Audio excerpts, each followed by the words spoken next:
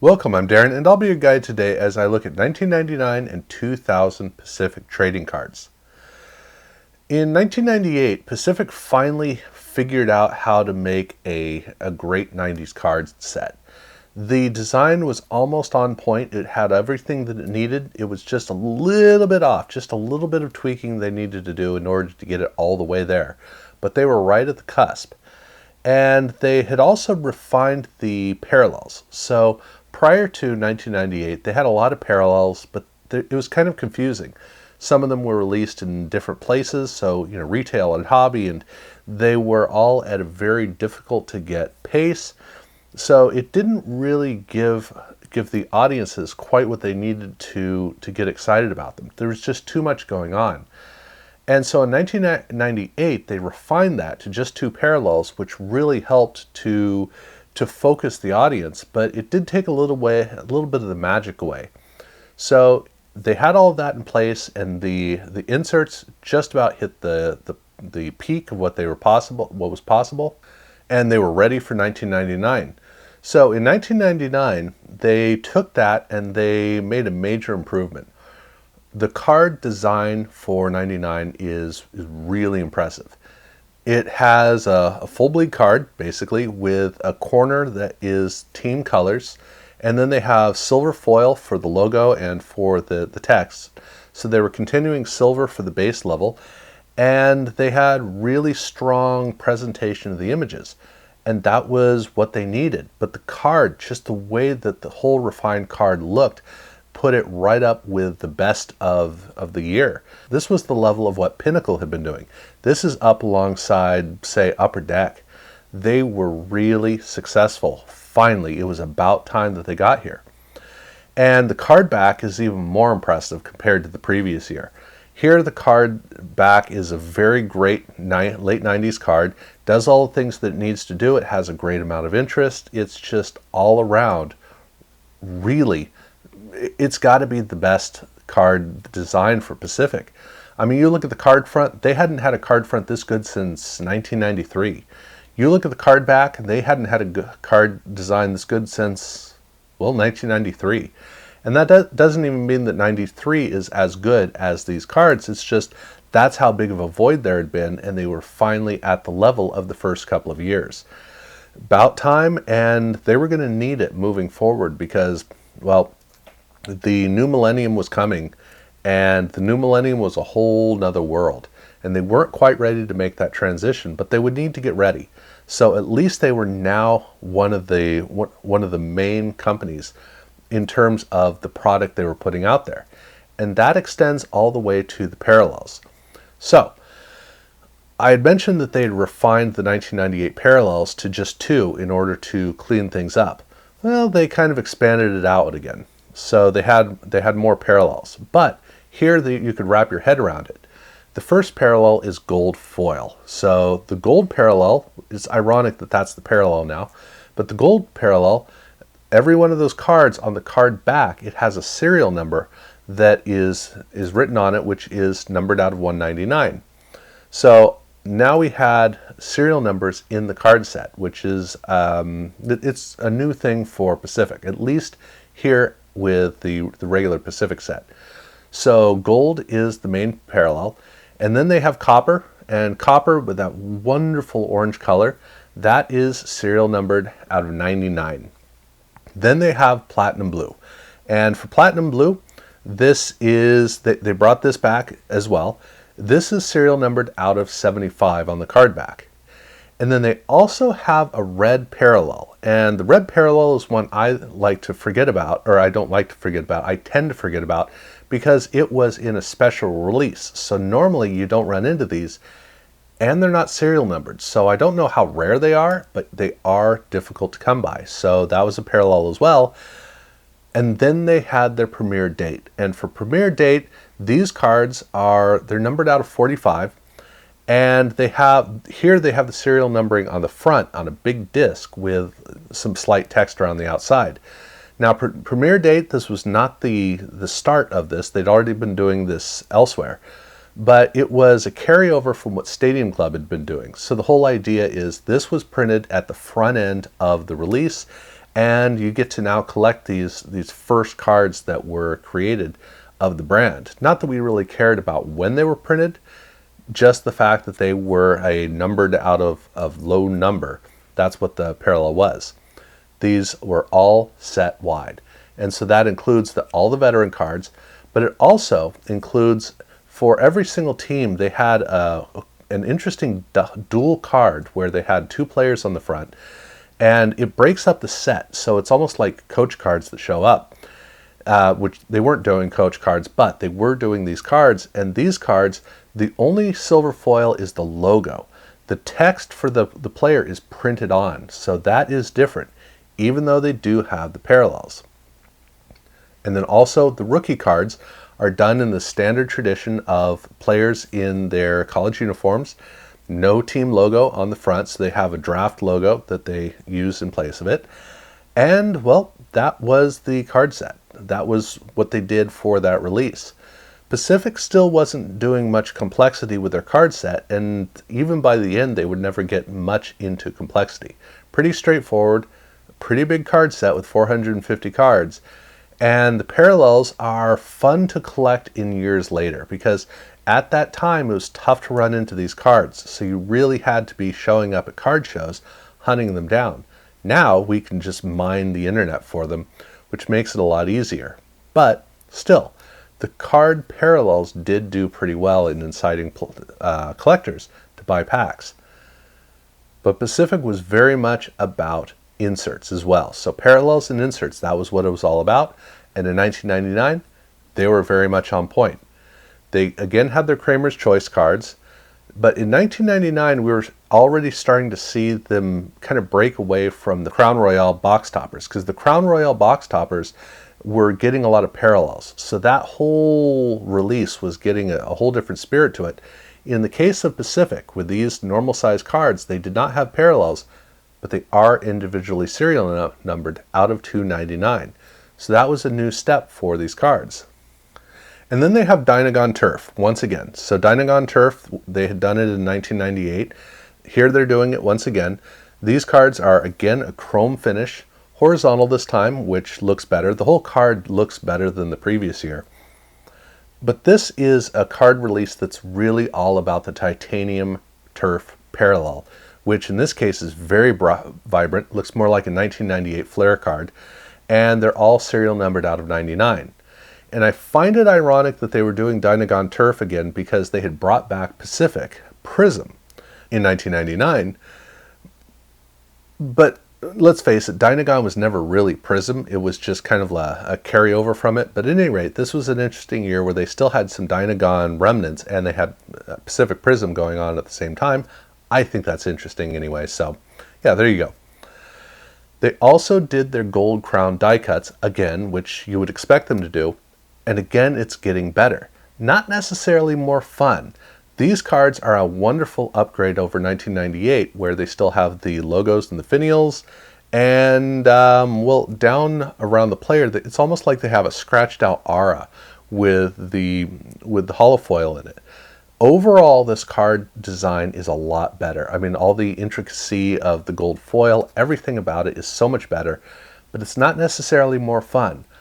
I, for instance, have a tendency to lean more toward 1997. Even though 98 is really a better card, it's not as much fun. Here again, it's its own kind of fun. It's its own brand. But every year, it's really cool to see what they were coming out with. And they also picked up the die-cut Pro Bowl cards that had been the tradition of Crown Royale. Well, now, Pacific was starting to see these as well. And in 1999, the first year that they had Pro Bowl die cuts in the regular Pacific packs, they continued with the Hawaiian theme for every die cut, but in this case it's a volcano with red lava coming out.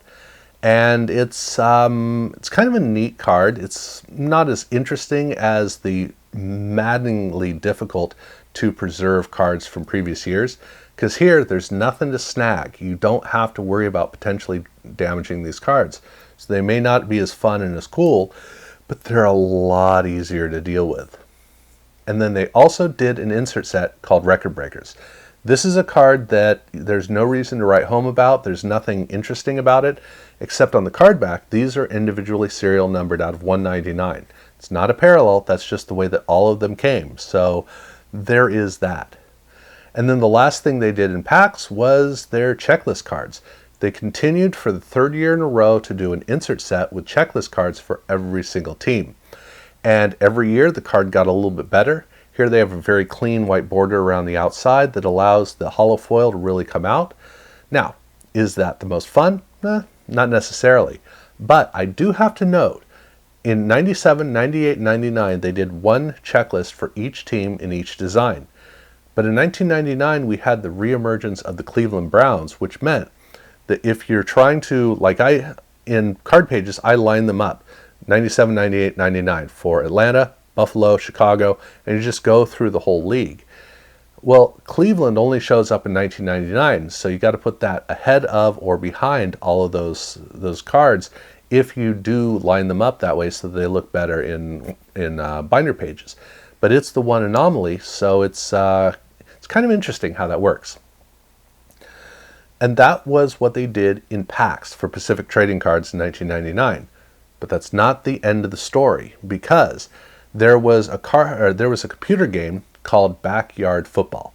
And this is kind of like a Temco Madden Junior, I guess, game.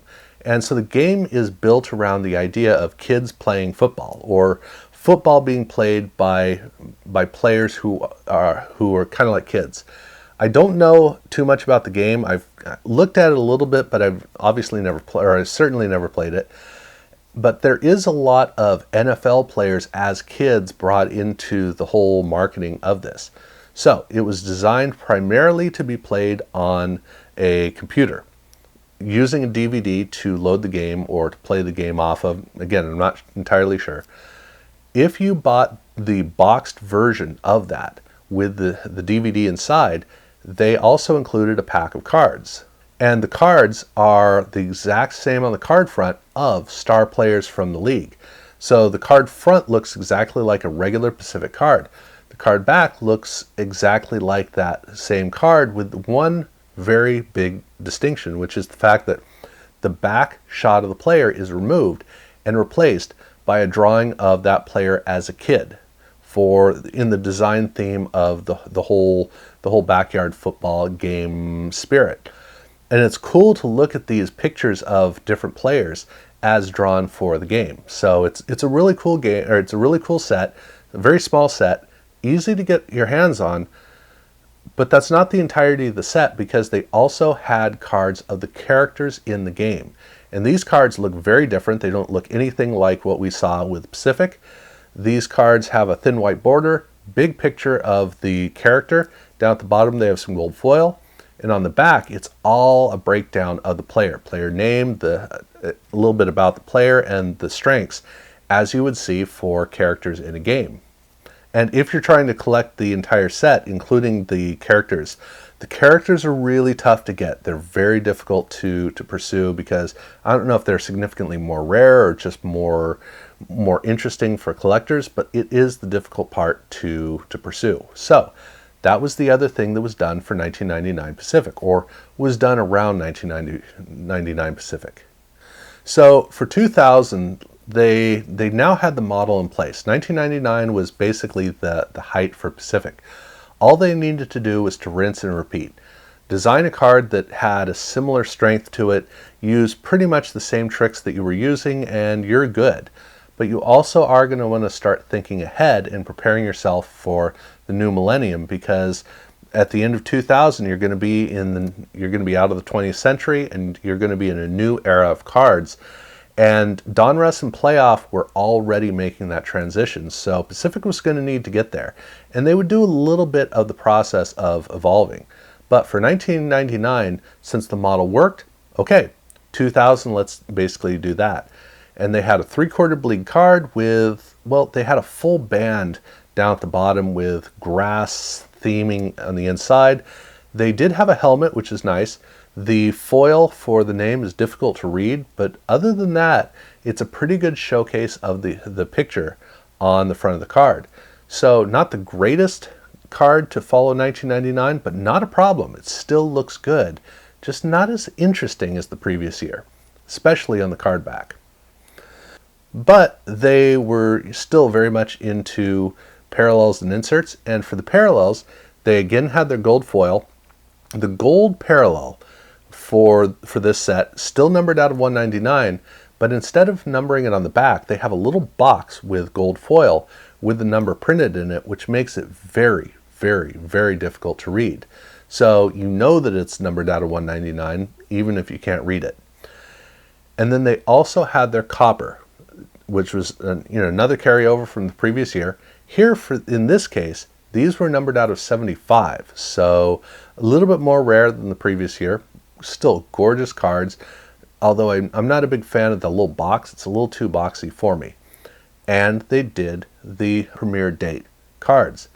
And for the premiere date cards, these are numbered out of, well, 78. I don't know why they went with 78, but that's the rarity for these cards. They're actually a little bit easier to find than the copper cards. So for whatever that means. But those were the parallels, and actually that was the parallels for most of the set. They again did their 2 cards, or their double card for each team. But then at the end of the set, they have their rookies, which, okay, nothing special about this, done exactly the same way. They still don't have the team, so they have a logo for the draft once again. And yeah, but all of the rookies also came with a special silver parallel, which silver was the color anyway. So it's just the addition of a box numbered out of 999. So that's their rookie parallel.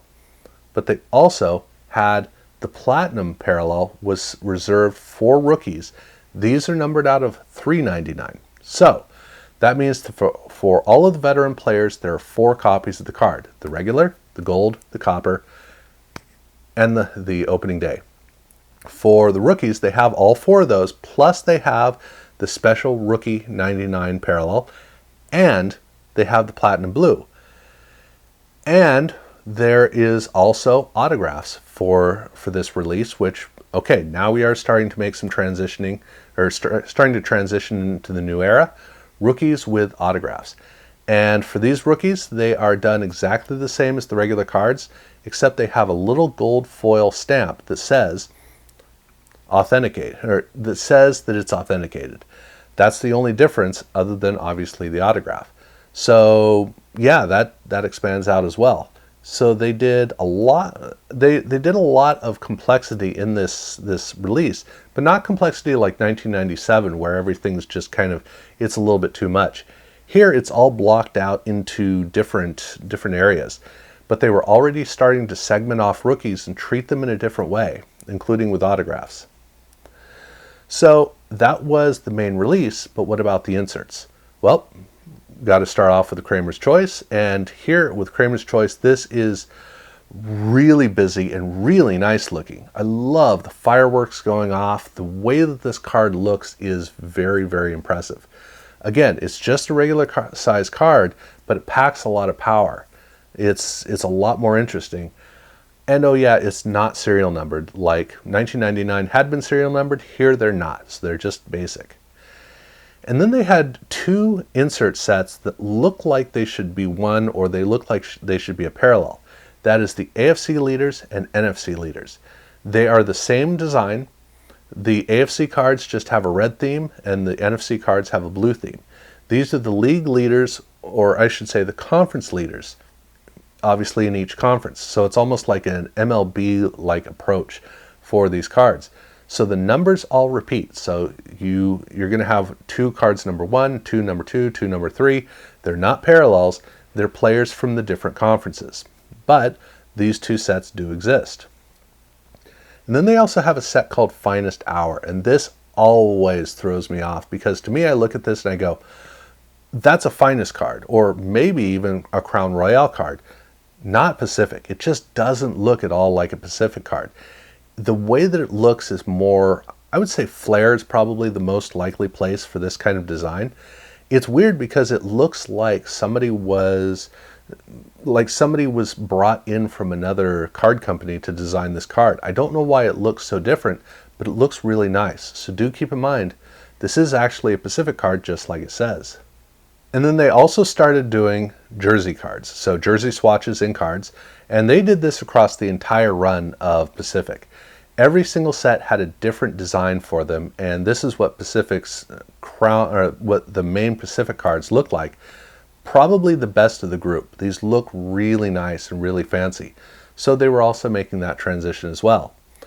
For the gold crown die cuts, well, this is, again, it's another form of an improvement. It's a very lively card, really energetic, a lot of explosions, just like the Kramer's Choice card.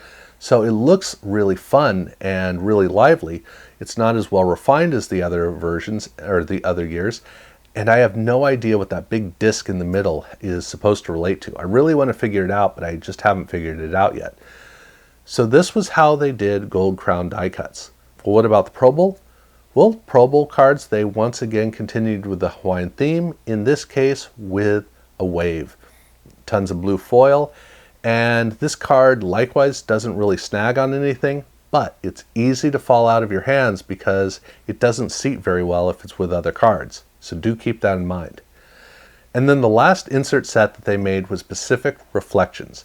And Pacific Reflections is a die cut card with a helmet. It's extra thick, and it has an acetate window in it.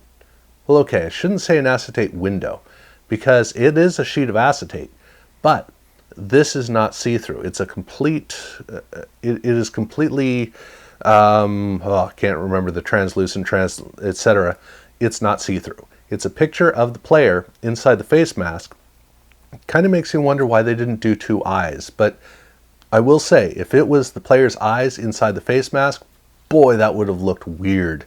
So I'm really glad that they didn't do it, but it's still kind of a weird design, especially when you turn it over and there's still a front of a face mask with the visor window design in it. So that was the last thing they did for inserts in in the year 2000. So we had 99 and we had 2000, and we could see that they were starting to evolve into the new era, but they still had a ways to go. Still making great late 90s cards here in the last year of the 20th century. So where they would go with 1999 or with 2001, 2002, I'm going to look at that as a separate video. So definitely do watch out for that video for when it comes up. And if you haven't had a chance to subscribe, I do urge you to do so. And thank you very much for watching.